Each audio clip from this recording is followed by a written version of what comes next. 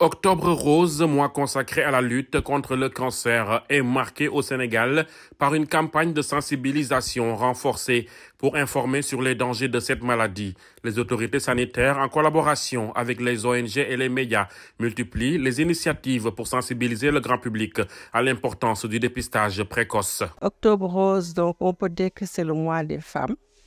Le mois donc qui fait penser au cancer gynécologique.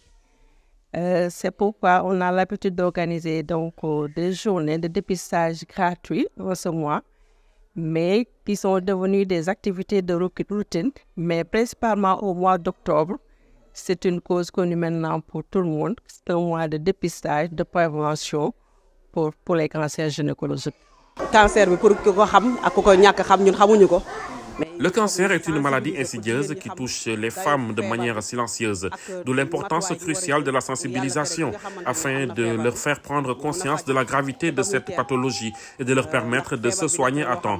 En effet, le cancer peut être mortel, notamment pour les femmes, si le diagnostic et le traitement ne sont pas réalisés rapidement. Les statistiques sur le cancer au Sénégal sont alarmantes. Les deux principaux types de cancer qui frappent les femmes sénégalaises sont le cancer du sein et celui du col de l'utérus, causant des milliers de décès chaque année. L'absence de diagnostic précoce combinée à un manque d'accès aux soins adéquats aggrave encore cette situation déjà préoccupante. Donc, ce n'est plus donc un secret pour personne. On sait que le cancer cause beaucoup de dégâts, surtout les cancers gynécologiques, parce que tout ce qui affecte la femme donc affecte la société.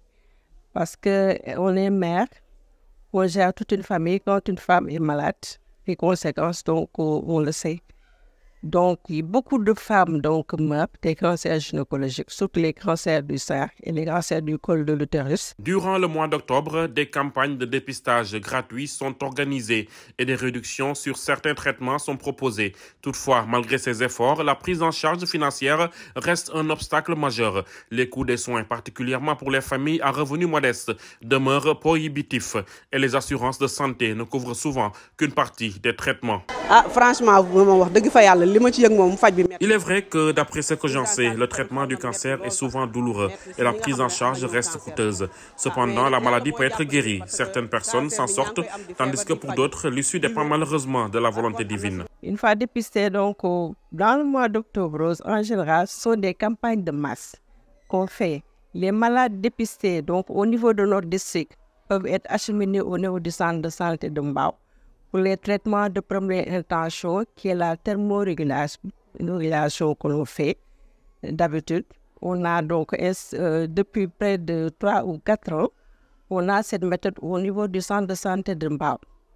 On les traite là-bas, donc avec un canal bien défini.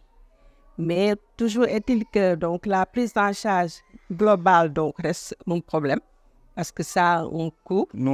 Notre rôle, c'est la prévention et la sensibilisation, parce que c'est une maladie qui coûte cher et c'est une maladie qui est vraiment coûteuse.